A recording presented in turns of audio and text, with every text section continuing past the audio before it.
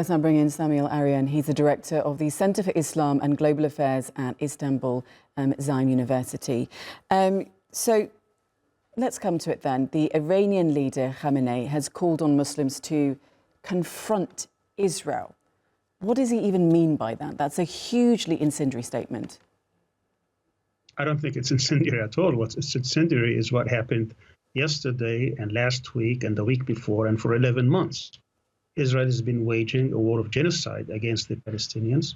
What Hezbollah and Nasrallah and other groups have been trying to do, still Israel, there is a cost associated with this. You're not going to let you just take the Palestinians for granted and kill as you wish. 70% of these victims, over 50,000 so far, have been women and children.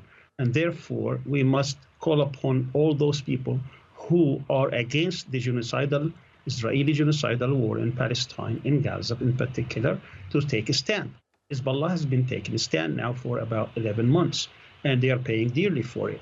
But this is not just a Hezbollah stand. This is a stand that should also be taken by all countries and not just the so-called axis of resistance. And that's what Khamenei has probably been referring to. But why should this be a general Muslim problem when not everyone backs Hezbollah? Well, it should be everybody's problem, not just a Muslim problem, but we can see what the West is doing. The West is not just being a bystander, but it's arming, it's aiding and abetting the genocide, particularly the United States. They are the ones who have been backing Israel in every sense of the word, not just diplomatically at the General Assembly as well as the Security Council, but also arming them, funding them, financing them, protecting them, giving them intelligence, as well as other Western countries. And what Iran has been trying to say, as well as Turkey, is that the Muslim nations must also stand up for principle, for justice, for what's happening to the Palestinians. Hezbollah has taken this one step further. It has been trying to tell the Israelis that there will be no peace for its settlers back in Palestine, the north of Palestine, until they stop this atrocities, these crazy wars that they have been waging, and now they are paying a price for it. But I don't think that's the end of it. I think this conflict will continue. It's not just one battle. It is going to be a war that it will probably take even years before it is settled. And I think whatever the Israelis are doing, we understand from decolonial struggles that the people who rise up to get their independence and freedom, eventually they win. We saw the French in Algeria. The Algerians rose up against them, the Vietnamese against the Americans, the Irish against the English, the South Africans against the apartheid regime, the Palestinians and Lebanese. Today, Israel is not just a threat to the Palestinians. Those who say that this is not our war, Israel is a threat to Lebanon and is a threat to the whole region.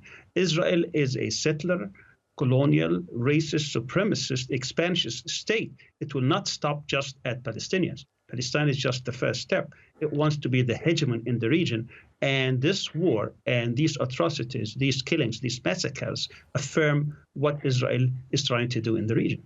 But don't you think language and action needs to cool down? Otherwise, it seems as if leaders on all sides are walking people into an ideological war of confrontation. That's ridiculous. The one who has been raising this is Israel. Israel has been carrying out the assassinations, the massacres. Israel has been starving the Palestinians. Israel has been laying siege. Israel has been sending today 85 tons. Do you know what 85 tons is? That's 5 Hiroshimas.